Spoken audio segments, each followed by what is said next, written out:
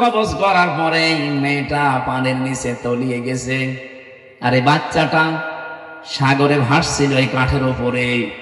ভাসতে ভাসতে কিনারায় পৌঁছিয়ে দিয়েছে ঢেউ তাকে। বাঘে নিয়ে তারে মানুষ করে বাঘের দুধ খেয়ে লোকটা বড় হয়েছে। বলেন তো কোথা থেকে কোথায় নিয়ে এসেছে আল্লাহ তাকে? এই লোকটা যেদিন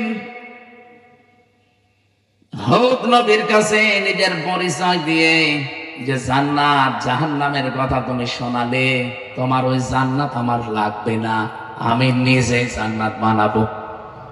20 বছর সময় নিয়ে 22,000 শ্রমিক কাজে লাগিয়ে ওর আয়ত্তে ওর রাজ্যে যত সোনা রূপা ছিল সবগুলোকে একত্রিত করে ইট বানিয়েছে সোনা রূপা এগুলো দিয়ে দিয়ে। জান্নাতের ভেতরে ছোট ছোট খোপড়ি ঘর বানিয়েছে। হোর আর গেলমানের নাম শুনেছিল। এই জন্য এলাকায় যারা যুবক যুবতী আছে 16 থেকে 30 বছর এই বয়সের উঠতি বয়সের যুবক যুবতীদেরকে নিয়ে ওই ঘরের ভেতরে বলেছে এটা হোর আর গেলমান। জান্নাত আজকে উদ্বোধন করবে। আমি ঘটনা বলার জন্য এখানে একটা শিক্ষা আছে, ভালো করে শুনবেন, কারণ আমাদের জন্য সামনে এটা হাসতে পারে।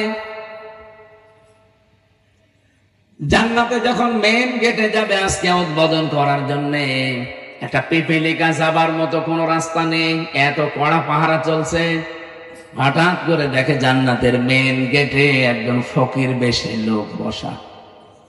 তো দেখেই রেগে গেছে, এখানে ঢুকলে কি করে? ফকির বেশে লোকটা বলছে, বাদশাহ একটু মাথা নিচ করেন ঘোড়ার পিঠ থেকে, আমি একটা কথা আপনাকে শোনাবো।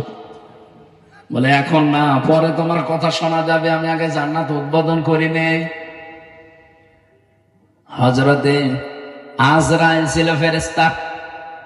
অনেক ডাক দিয়ে বলছে, দেখেন আমি একবার যার কাছে আসি জীবনে ডবল আমার আর আশা লাগে না।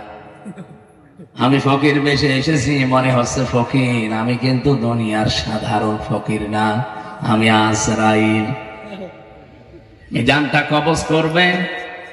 আল্লাহ রাব্বুল আলামিন নির্দেশ দিয়েছেন, ইদা জাজালুহু লা ইয়াস্তাখিরুনা সাআতাও ওয়া লা ইস্তাকদিমুন। যখন যার কাছে আজল চলে আসে মানে মরণ, ওকে আমি 1 সেকেন্ড আগেও দেই না পরেও দেই না, নির্ধারিত সময় তুলে নেই। এই লোকটা জোর করে বলেছিল, ফেরেশতা একটু সময় দাও, আমি শুধু বানানো জান্নাত এক নজর দেখেই চলে আসবো, তখন আমার জান নিয়ে নিও, আমার কোনো আফসোস নেই।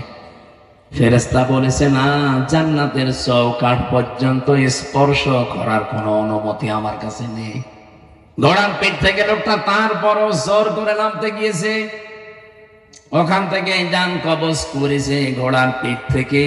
তাফসিরে তাবারিতে দেখেছি জান্নাতের চৌকাঠ স্পর্শ করার আগে ও মাটিতে ত্রাস করে পড়ে গেছে।